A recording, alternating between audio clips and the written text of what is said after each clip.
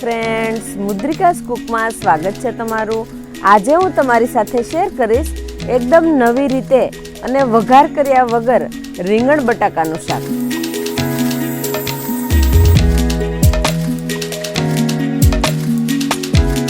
આ શાકનો આપણે બિલકુલ વઘાર નથી કરવાના અને એકદમ દેશી રીતે બનાવીશું।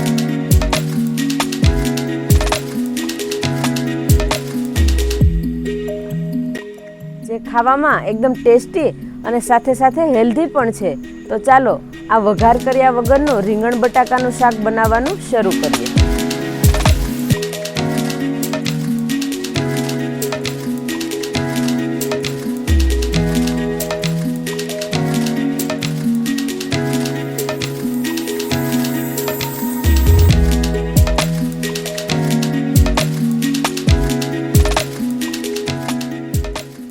વઘાર કર્યા વગર રીંગણ બટાકા અને ટમેટાનું શાક બનાવવા માટે એક પેનની અંદર 2 કપ પાણી એડ કરીશું।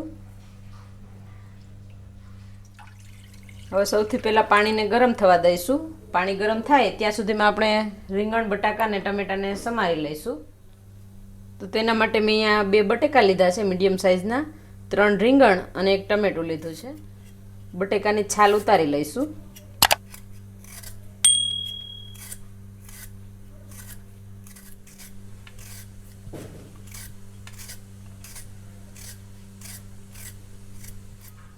છાલ ઉતારી લીધી છે। હવે ટુકડા કરી લઈશું મીડિયમ સાઇઝના। તમારે જે સાઇઝના કરવા હોય એ સાઇઝના કરી શકો। આપણે અહીંયા મીડિયમ સાઇઝના રાખીશું।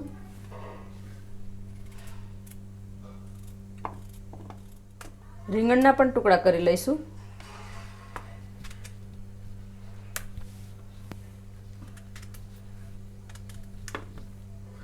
આ રીતના મીડિયમ ટુકડા રાખીશું એના પણ।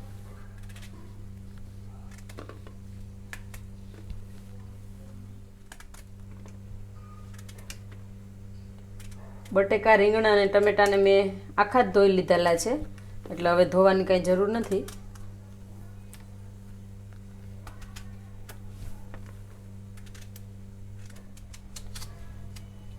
ટમેટાના પણ આ રીતે ટુકડા કરી લઈશું।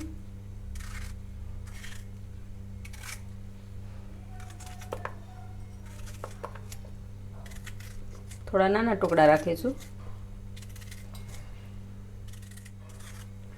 શાકભાજી સમારાઈ ગયું છે અને પાણી પણ ગરમ થઈ ગયું છે। તો હવે આપણે સમારેલું શાકભાજી પાણીની અંદર એડ કરીશું।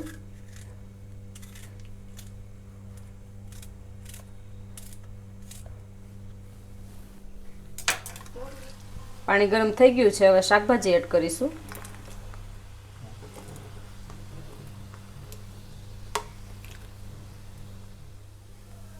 હવે સ્વાદ પ્રમાણે મીઠું એડ કરીશું। અડધી ચમચી હળદર। હવે મિક્સ કરી લઈશું અને ગેસની ફ્લેમ મીડિયમ રાખીને શાકભાજીને બફાવા દઈશું। તો હવે ઢાંકી દઈશું।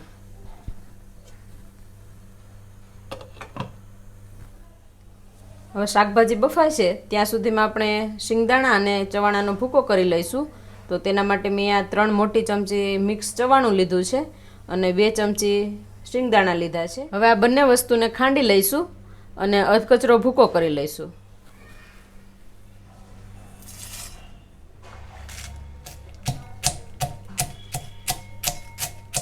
દસેક મિનિટ જેવું થઈ ગયું છે, આપણે ચેક કરી લઈશું। બટેકા ચડી ગયા છે અને રીંગણ પણ ચડી ગયા છે। હવે એકવાર હલાવી લઈશું। જેની અંદર થોડું પાણી છે, મસાલો નાખીને આપણે થોડી વાર ચડવા દેવાનું છે। હવે 1 મોટી ચમચી લસણવાળું મરચું એડ કરીશું। લસણવાળું મરચું મેં તરત જ બનાવીને એડ કરેલું છે, એટલે એનો ટેસ્ટ સરસ આવે। હવે મિક્સ કરી લઈશું। ગેસની ફ્લેમ અહીંયા મીડિયમ જ રાખીશું। લાલ મરચું એડ કર્યા પછી ચડવા દઈશું, એટલે કાચો સ્વાદ ન આવે।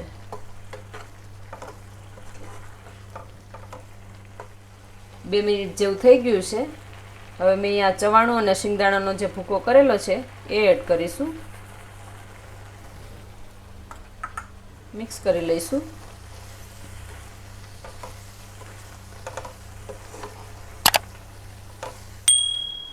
મિક્સ થઈ ગયું છે અને મસાલા પણ ચડી ગયા છે. હવે છેલ્લે તેલ એડ કરીશું. તો મેં અહીંયા 1/4 કપ તેલ લીધું છે, એ એડ કરીશું.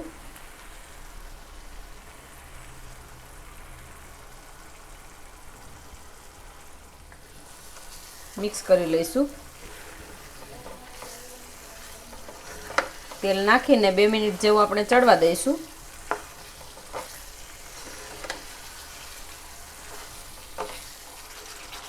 હવે તેલ નાખીને ગેસની ફ્લેમ હાઈ કરી દઈશું અને 2 મિનિટ ચડવા દઈશું.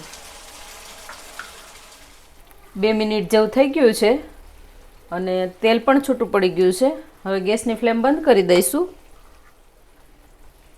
અને ઉપરથી કોથમીર એડ કરીશું, ઝીણી કાપેલી. તો આપણું વઘાર કર્યા વગરનું શાક બનીને તૈયાર થઈ ગયું છે. તો હવે આપણે આ શાકને સર્વ કરીશું.